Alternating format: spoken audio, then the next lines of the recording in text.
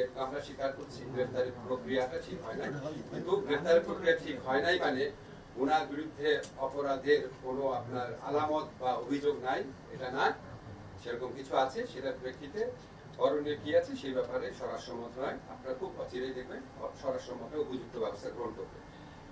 আরেকটা জিনিস আপনাদেরকে জানিয়ে দেই, আজকে আমাদের একটা রিভিউ কমিটির মিটিং ছিল। আপনারা জানেন যে বাংলাদেশ ব্যাংক থেকে বিপুল পরিমাণ অর্থ, প্রায় $88 মিলিয়ন, রাইট, সেটা আপনার স্ক্যামের মাধ্যমে, এখান থেকে হ্যাকিং বলা হয়, স্ক্যাম বলা হয়, চুরি বলা হয়, বাংলাদেশ ব্যাংক থেকে লুট করা হয়েছিল। আপনার সেই ব্যাপারে অনেক তদন্ত কমিটি হয়েছে, অনেক বিচার কার্য শুরু হয়েছে বিদেশে। প্রকৃত অবস্থা কি এবং এখানে সরকারের করণীয় কি আছে সেটা পর্যালোচনা করে দেখার জন্য সরকারের পক্ষ থেকে একটা উচ্চ পর্যায়ে রিভিউ কমিটি করা হয়েছিল। এই রিভিউ কমিটির প্রথম বৈঠক আজকে বাংলাদেশ ব্যাংকে অনুষ্ঠিত হয়েছে। এই রিভিউ কমিটির প্রধান হিসেবে আছেন আইন মন্ত্রণালয়ের উপদেষ্টা, আমি নিজে। এখানে সদস্য যারা ছিলেন তারা সবাই আজকে মিটিং উপস্থিত ছিলেন। এখানে আমাদের ফয়জুল কবির ভাই উপস্থিত ছিলেন, আমাদের যে গ্যালারি উপদেষ্টা। আমাদের বাংলাদেশ ব্যাংকের যে গভর্নর আছেন হাসান মসজিদ ভাই উপস্থিত ছিলেন। আমাদের তথ্য প্রযুক্তি মন্ত্রণালয়ের বিশেষ সহকারী, আমাদের প্রধান উপদেষ্টা বিশেষ সহকারী ফয়েজ আহমেদ তৈয়ব উনি উপস্থিত ছিলেন। এছাড়া আমাদের যে আরো দুইজন বেসরকারি সদস্য আছেন, আলী আশফাক সাহেব এবং নজরুল হুদা সাহেব, ওনারা ব্যাংকার, ওনারা উপস্থিত ছিলেন। আজকে পূর্ণ কমিটির মিটিং হয়েছে। মিটিং এর মধ্যে দিয়ে আমরা কয়েকটা সিদ্ধান্ত নিয়েছি। সিদ্ধান্ত নেওয়ার আগে আপনাদের শুধু প্রেক্ষিতটা বলে নিই, এটা আমার ব্যক্তিগত মন্তব্য। সেটা হচ্ছে এই বাংলাদেশ ব্যাংকে কিন্তু আসলে 2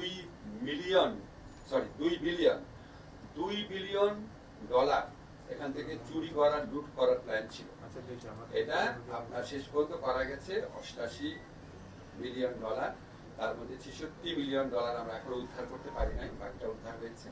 এবং আমার কাছে মনে হয়েছে, আমি যতটুকু তদন্ত কমিটি, রিভিউ কমিটি প্রধান হিসেবে যতটুকু করেছি, এটা আসলে পুরো বাংলাদেশকে লুট করার একটা প্ল্যান ছিল। চিন্তা করেন, $2 বিলিয়ন যদি বাংলাদেশ ব্যাংক থেকে চলে যেত, আজকে আমরা বোধহয় দুর্ভিক্ষ বা প্রায় দুর্ভিক্ষ অবস্থায় পড়তাম। যাই হোক, এটা একটা অত্যন্ত গুরুতর এবং জঘন্য একটা ফিনান্সিয়াল ক্রাইম এবং বাংলাদেশ বিরোধী অনেক বড় ষড়যন্ত্র। কিন্তু এটার তদন্ত করতে গিয়ে তৎকালীন সরকারের আমলে সীমাহীন গাফলতি করা হয়েছে। সিআইডি, আমরা যতটুকু জেনেছি, সিআইডি যখন আপনার তদন্ত একটা ম্যাচিউর পর্যায়ে চলে গিয়েছিল, তখন তদন্তের আগেও সিআইডি কে নির্দেশ দেওয়া হয়েছিল, সুনির্দিষ্টভাবে নির্দেশ দেওয়া হয়েছিল সিআইডি থেকে, আমরা যেটা জানিছি, বাংলাদেশ ব্যাংকের যারা এটার সাথে ইনভলভ আছে তাদের নাম যেন অভিযোগপত্রে না দেওয়া হয়, এই ধরনের ইনস্ট্রাকশন দেওয়া হয়েছিল তাদেরকে। এবং আমরা এই বিষয়টা অবহিত হয়েছি, আজকে ওদের কাছ থেকে বক্তব্যটা শুনেছি। তারপরে আমরা ফরাসুদ্দিন সাহেবের একটা রিপোর্ট ছিল, একটা ভালো রিপোর্ট ছিল, সেই রিপোর্টের পর্যালোচনা শুনেছি এবং আমাদের কিছু কিছু সিদ্ধান্ত নিয়েছি। প্রক্রিয়াটা বলছি না, আপনাদের শুধু সিদ্ধান্তগুলো বলি। একটা আমরা সিদ্ধান্ত নিয়েছি যে বাকি টাকা উদ্ধারের জন্য আমাদের যে স্টেপগুলো নেওয়া হচ্ছে সেখানে গতিশীলতা আনার জন্য আমরা কাজ করব।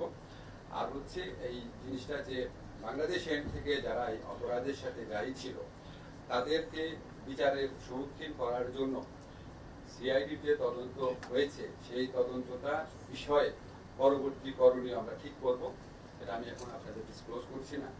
তারপর হচ্ছে এই ধরনের অপরাধের পুনরাবৃত্তি রোধে আসলে কি বাংলাদেশ ব্যাংক পর্যাপ্ত ব্যবস্থা নিয়েছে, এটা নিয়ে অনেক প্রশ্ন রয়েছে। আমরা বাংলাদেশ ব্যাংকের কাছে জানতে চেয়েছি যে এটা পর্যাপ্ত ব্যবস্থা নিয়েছে নাকি। এবং আপনারা জানেন আমাদের এখানে অত্যন্ত অভিজ্ঞ একজন তথ্য প্রযুক্তি এক্সপার্ট আছেন, আমাদের প্রধান উপদেষ্টা যে তথ্য প্রযুক্তি বিষয়ক যে বিশেষ সহকারী ফয়েজ আহমেদ তৈয়ব, উনি এটা স্পেসিফিক্যালি এটা ডিল করে দেখবেন। উনি আমাদের এই রিভিউ কমিটির সদস্য সচিব হিসাবে ওনাকে আজকে আমরা মনোনীত করেছি। থার্ড হচ্ছে আমরা আরেকটা যে সিদ্ধান্ত নিয়েছি, সিআইডি রিপোর্টে প্রাথমিকভাবে যাদের নাম এসেছে, প্রাথমিকভাবে ফরাসুদ্দিন সাহেবের রিপোর্টে যাদের নাম এসেছে তাদের ব্যাপারে আসলে বাংলাদেশ ব্যাংক কি ব্যবস্থা নিয়েছে সেটা আমরা জানতে চেয়েছি এবং ব্যবস্থা কি নিতে হবে সেটা বলেছি। সেটা আপনাদের এখানে আমি ডিসক্লোজ করতে চাচ্ছি না। আরেকটা হচ্ছে ওই সময় আপনারা জানেন কিছু লিগাল ফার্মকে কাজ দেওয়া হয়েছিল। যেই লিগাল ফার্মকে কাজ দেওয়া হয়েছিল সেই লিগাল ফার্মের সাথে গত সরকারের আমলে অত্যন্ত ঘনিষ্ঠ, অত্যন্ত সিনিয়র একজন আইনজীবী জড়িত ছিলেন এবং এই কাজ দেওয়ার প্রক্রিয়াতে এই কয়েকদিন আগে $8 লক্ষ পে করা হয়েছে। এবং আমরা ওখানে শুনছি তাদের সাথে ইমেল আদান প্রদান করলেও তাদেরকে টাকা দিতে হয়। এই ফার্মটাকে কেন বাছাই করা হয়েছিল, এত টাকার বিনিময়ে এই ফার্মকে বাছাই করার পিছনে সরকারের বরিষ্ঠ আইনজীবীর কি রোল ছিল, সেখানে কোনো আর্থিক অনিয়ম হয়েছে কিনা, এবং এখানে কোনো অস্বাভাবিকতা আছে নাকি, সেটা আমরা তদন্ত করে দেখবো। সেটা আমরা তদন্ত করে দেখবো না, সেটা আমরা খতিয়ে দেখবো, পূর্ণাঙ্গ তদন্ত কমিটির রিপোর্ট না। আর এটা হচ্ছে আমরা একটা সিদ্ধান্ত নিয়েছি, আমরা যে সিআইডির যে তদন্তটা হয়েছে, যেটা প্রায় ম্যাচিওর পর্যায়ে রয়েছে, এই তদন্ত বা এই তদন্তের প্রেক্ষিতে কোনো স্টেপস নিলে সেটা আমাদের নিউ ইয়র্কে যে বিচারটা হচ্ছে সেটার ক্ষেত্রে কোন রকম ভূমিকা রাখতে পারে কিনা, বা এই দুটা প্রক্রিয়ার মধ্যে কি সম্পর্ক আছে, এক্ষেত্রে আইনগতভাবে এক্স্যাক্টলি আমাদের কি করণীয় সেটা পরীক্ষা করে দেখার জন্য আমরা ডক্টর কামাল হোসেনের যে ফার্ম আছে ওনার সাথে যোগাযোগ করবো এবং ওনাদের পরামর্শের প্রেক্ষিতে আমরা ব্যবস্থা গ্রহণ করবো। আমরা এই কমিটি 2 সপ্তাহ পরে যে রোববার আছে আবার মিটিং এ বসবো এবং আমরা 3 মাসের মধ্যে আমাদের যে সময় দেওয়া হয়েছে এই সময়ের মধ্যে আমরা কাজ শেষ করবো বলে আমরা আশা করি।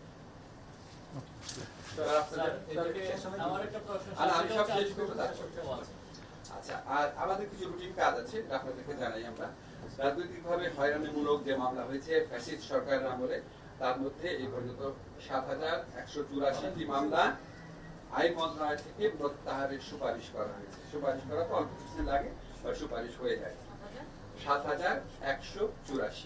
আপনাদের একটু ব্যাখ্যা করে বলি, একটা মামলা প্রত্যাহার করার ক্ষেত্রে আমাদের অনেক কাগজপত্র পরীক্ষা করতে হয়।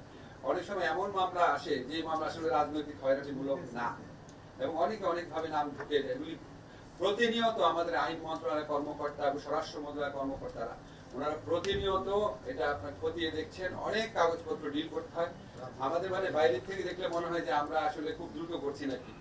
আমি আপনাদেরকে নিশ্চিত করতে চাই, আমাদের যারা অফিসাররা আছেন দুই মন্ত্রণালয়ের, তারা অত্যন্ত সিনসিয়ারিটির সাথে কাজ করছেন।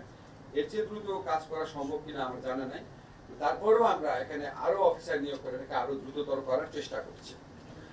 আর মাগুরার যে চাঞ্চল্যকর আসিয়ার আমাদের যে সন্তান আসিয়ার যে শিশু ধর্ষণ ঘটনা ঘটেছিল, এটা পুলিশে ইতিমধ্যে চার্জশিট প্রস্তুত করেছে, আইজিপি অফিস এটা পর্যালোচনা করছে। আমরা আশা করছি চার্জশিটটি আজকে আদালতে দাখিল করা হবে।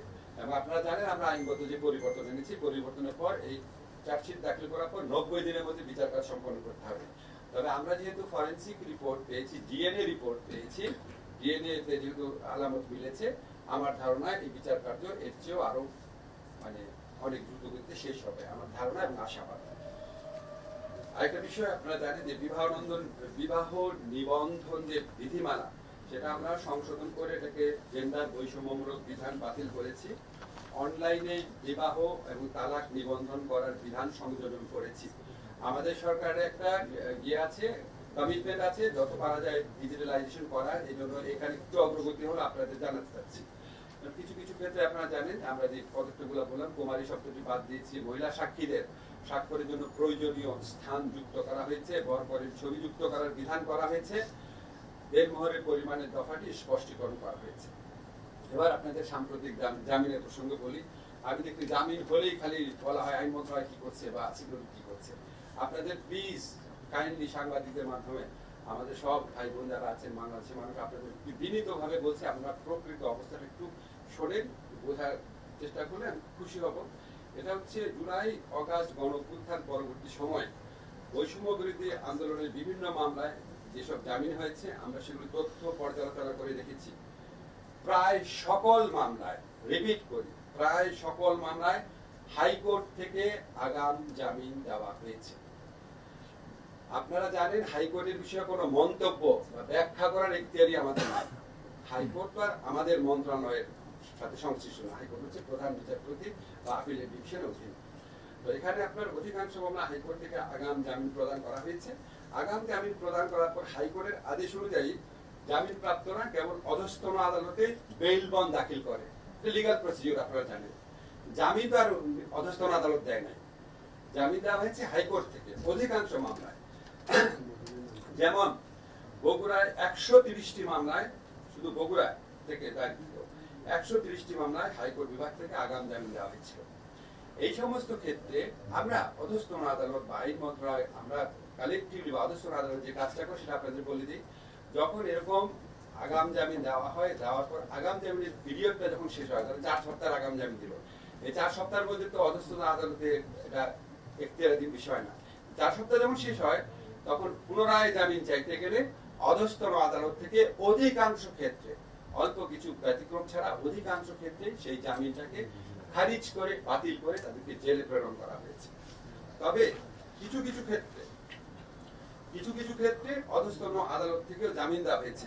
এটাও আমরা অ্যানালাইজ করে দেখেছি বিভিন্ন কমপ্লেইন আসার পর, যে ওই মামলাগুলোতে বেশিরভাগ ক্ষেত্রে যারা জামিন পেয়েছে বেশিরভাগ ক্ষেত্রেই তারা এজাহারভুক্ত আসামি না, এফআইআর এ তাদের নাম নাই, সন্দিগ্ধ থাকে না আপনার, অজ্ঞাতনামা বা সন্দিগ্ধ আসামি হিসেবে তাদেরকে গ্রেফতার করা হয়।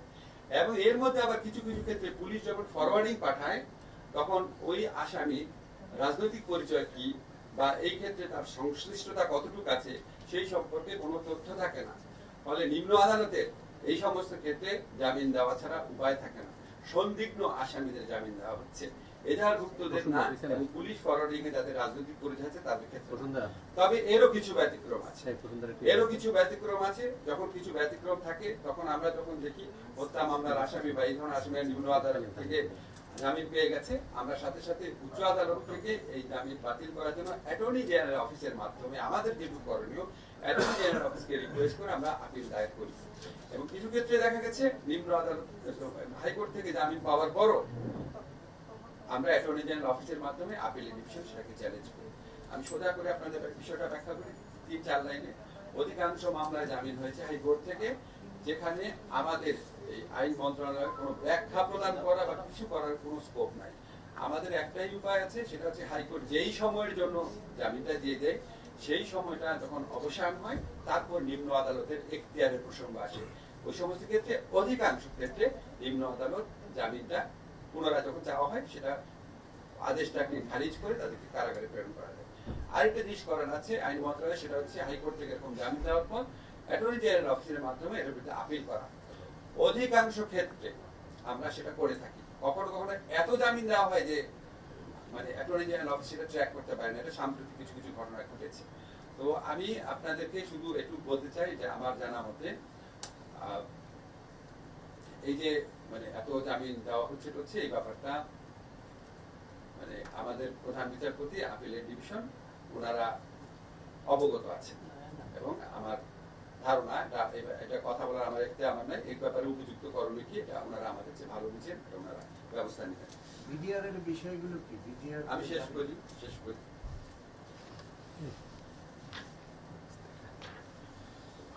আচ্ছা, এখন আমাদের যে আজকে ইয়ের বিষয় আছে, আজকে আপনাদের যে বিষয় বললাম, আমাকে প্রশ্ন করলে শুধু এইসব বিষয় বলবেন। আমি তো ইন্টারভিউ দিচ্ছি না, ইন্টারভিউর মধ্যে র্যান্ডম যে কোনো বিষয় প্রশ্ন করা যায়। আমার আজকে যে বিষয়গুলো আছে এই বিষয়ে যদি আপনাদের কোনো প্রশ্ন থাকে প্রশ্ন করেন। বিশেষ ক্ষমতায়ন নিয়ে একটি প্রশ্ন, সেটা হলো বিশেষ ক্ষমতায়ন রোধ করতে আপনি দীর্ঘ সময় এটার বিপক্ষে বলেছেন, আপনি কিন্তু এই যে সাম্প্রতিক মেঘনা এবং চারুকলার মামলা দুটোই বিশেষ ক্ষমতায়ন হয়েছে, আসলে এই বিষয়টা আমি তো আপনার প্রথমেই বললাম এই বিশেষ ক্ষমতা আইনের প্রয়োগটা পদ্ধতিটা এটা হয়তো ঠিক হয় নাই। আর বিশেষ ক্ষমতা আইন বা অন্যান্য নিবর্তনমূলক আইনের ব্যাপারে আমরা বিচার বিভাগীয় যে সংস্কার কমিশন আছে তাদের রিপোর্টের জন্য অপেক্ষা করেছি। আপনারা জানেন রাজনৈতিক ঐক্যমত কমিশনের আলাপ হচ্ছে, কিছুটা রাজনৈতিক কনসেনসাস তৈরি করা প্রয়োজন। কারণ আমরা বিশেষ ক্ষমতা আইন বাতিল করে দিলাম, এরপর একটা পলিটিক্যাল গভর্নমেন্ট এসে আমাদের সিদ্ধান্ত বাতিল করে দিল, লাভ আছে কোনো? কথা বলে নেই, 2-1 মাসের জন্য লোক দেখানো করে লাভ কি বলেন? এর আগে 111 পিরিয়ডের আমলে এরকম হয়েছিল, রাজনৈতিক সরকার এসে সব বাতিল করে দিয়েছে। এই জন্য আমরা একটু কনসেনসাসের দিকে যাচ্ছি। আপনি বলেছেন যে না না, প্রক্রিয়া ঠিক হয়নি বলেছি আপনাকে, আমি আর অন্য কোনো কিছু বলি নাই। সেই প্রক্রিয়া ঠিক হয়নি, এই যে ঠিক হয়নি এটার দায়িত্ব কে নেবে? প্রক্রিয়া ঠিক হয়নি এটা তো ভাই আমি দায়িত্ব নির্ধারণ করার জন্য এই মিটিংটা করি নাই। আমি আপনাদেরকে বললাম আমি একটা আইন মন্ত্রী হিসেবে আমি বললাম, শোনেন প্রক্রিয়া আমি কিভাবে উদ্যোগ নিব এটা? শোনেন আইনের প্রয়োগ অনেক সময় ভুল তো আমাদের হতে পারে। জিনিসটা হচ্ছে কি, শোনেন আমাদের সরকারে অনেক ভুল হবে, সব সরকারে আমাদের ভুল হয়, আপনারা খালি দেখবেন আমরা ভুলটা কারেক্ট করি কিনা, ঠিক না? আমরা তো ভাই না, রোবট না, আমাদের কাজে ভুল হবে। দেখেন আমাদের সাথে আগের সরকারের 2টা পার্থক্য আপনারা দেখবেন। আমাদের কাজের ভুল হলে আমরা স্বীকার করি। এই যে আমি আপনারা বললাম যে এই গ্রেফতার করার প্রক্রিয়াটা হয়তো ঠিক হয়নি, এগুলিকে আপনারা আগে শুনতেন।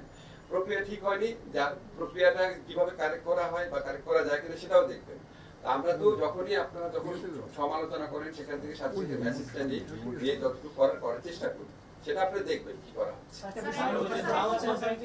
রিজার্ভ চুরি সেখানে আপনি বললেন অনেক কিছু ডিসকাস করছেন না, শুধু এতটুকু বলা যে বাংলাদেশ ব্যাংকের এন্ডে কতজন সংখ্যাটা আপনারা চিহ্নিত করেছেন সংখ্যাটা, আর একটা হচ্ছে আমরা কেন, আপনি তো ফরাসুদ্দিনের রিপোর্টেই অনেকের নাম পাবেন, ফরাসুদ্দিনের রিপোর্টে নাম পাবেন। তখন আপনার অনেক রিপোর্ট এসেছিল যে বাংলাদেশ ব্যাংকের তৎকালীন যে গভর্নর আছেন আতিউর রহমান সাহেব, উনি এই আলামত মোছার ব্যাপারে এবং সঠিক সময়ে সঠিক তথ্য না দিয়ে অনেকদিন জানাননি, 2 সপ্তাহ না 4 সপ্তাহ দেরি করেছিলেন। এগুলো তো তখন পত্রপত্রিকা রিপোর্টে এসেছে। এছাড়া আপনার যাদের নাম আমরা সচরাচর জানি না, ধরুন বাংলাদেশ ব্যাংকের আতিউর রহমান সাহেবের নাম জানেন যেহেতু উনি গভর্নর ছিল, আরো বেশ কয়েকজন ছিল, তাদের নাম বিভিন্ন রিপোর্টে আসছে, কিন্তু তাদের ব্যাপারে পদক্ষেপ নেওয়া হয়নি, ব্যবস্থা নেওয়া হয়নি। স্যার 5 আগস্টের পর থেকে স্যার প্রায় 300-র উপর, কারা কর্তৃপক্ষ হচ্ছে 300-র উপর জঙ্গি সন্দেহে যারা আটক ছিলেন তাদের জামিনে তারা আসলে মুক্তি পেয়েছেন। স্যার এটা তো এটাকেও কি রাজনৈতিক হয়রানিমূলক মামলা বলবেন কিনা আপনারা? এবং এটা এই কারা কর্তৃপক্ষ কোথায় বলেছে? স্যার গত 2 দিন আগে বিবিসি বাংলাকে বলেছে। কে বলেছে? কারা কর্তৃপক্ষ যিনি প্রধান আছেন তিনি বলেছেন। বিবিসি বাংলা একটা রিপোর্ট হয়েছে আবুল কালাম আজাদের।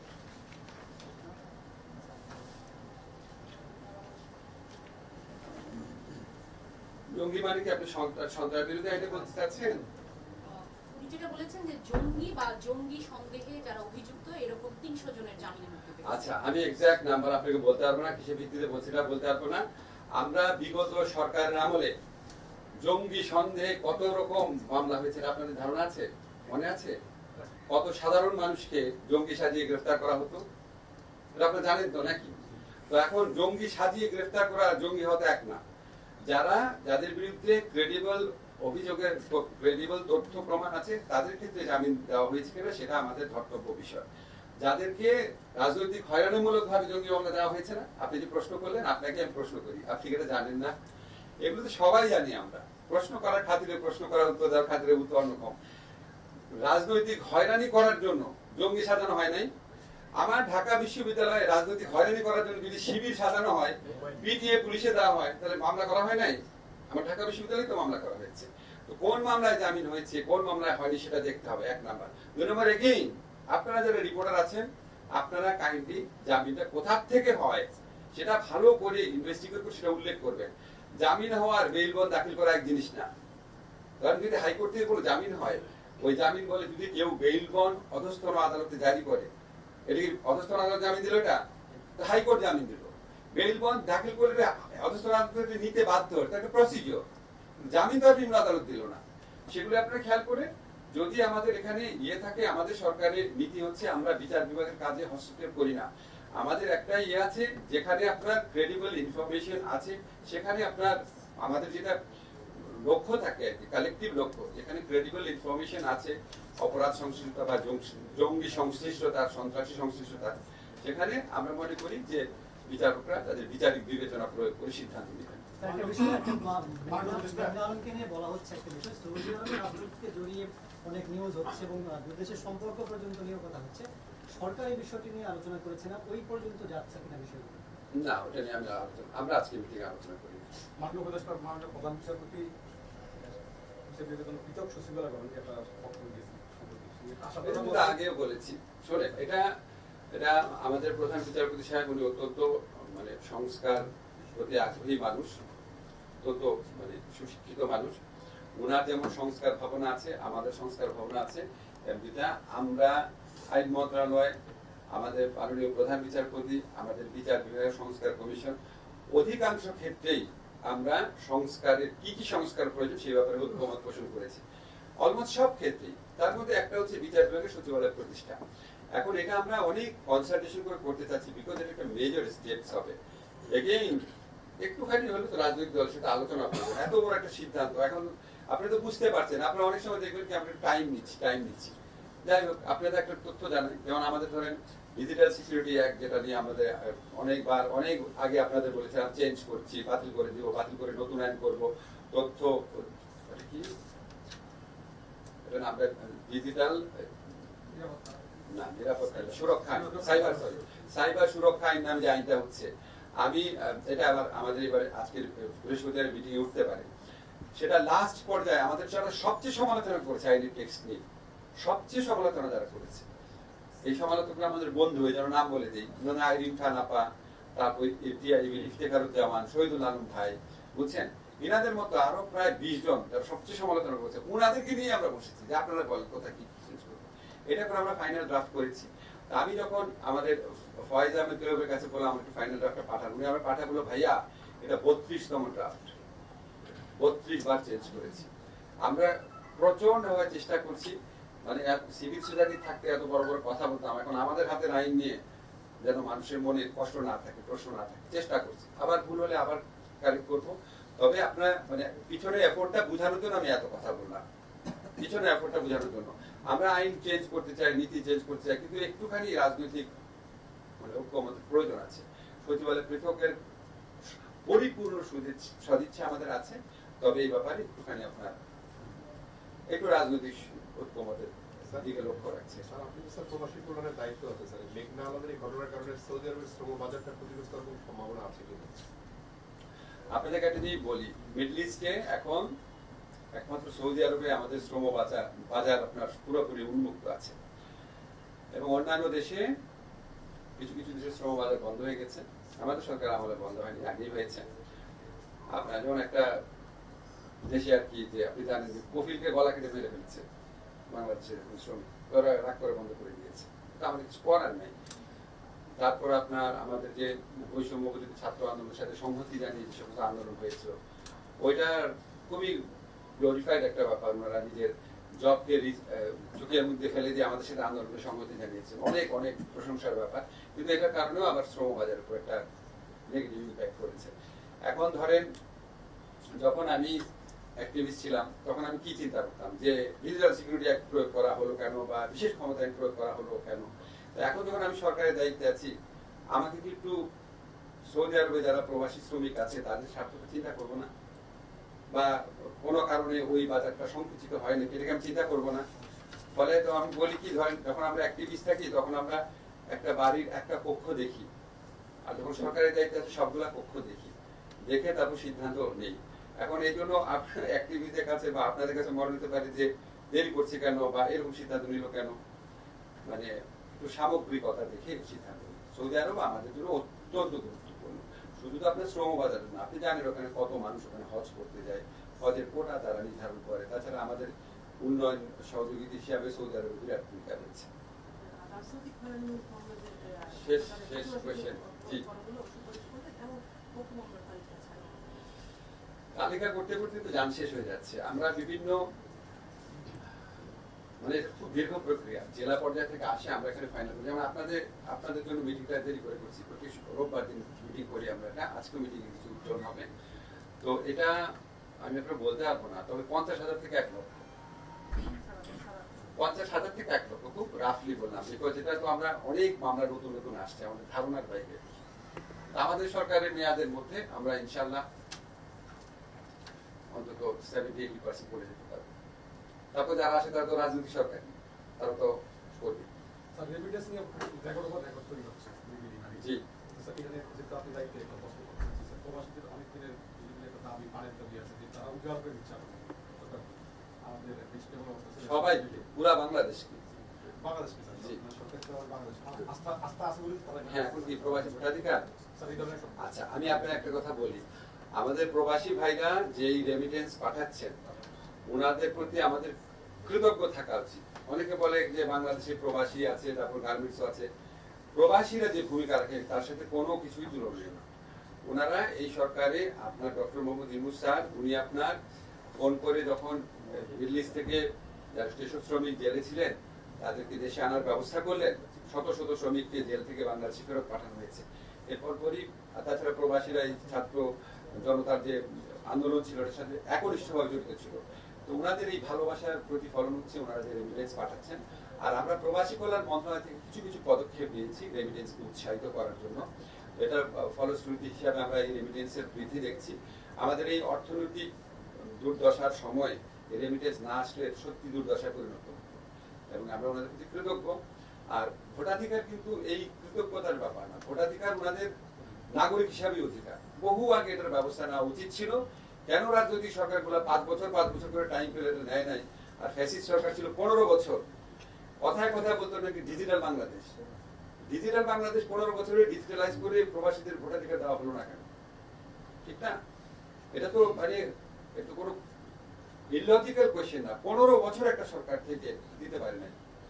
আর আমরা ধরেন নির্বাচন কমিশন গঠিত হয়েছে হয়তো 15 সপ্তাহ হয়েছে, টাইম তো লাগবে। এটা সম্পূর্ণ নির্বাচন কমিশনের এখতিয়ারাধীন বিষয়।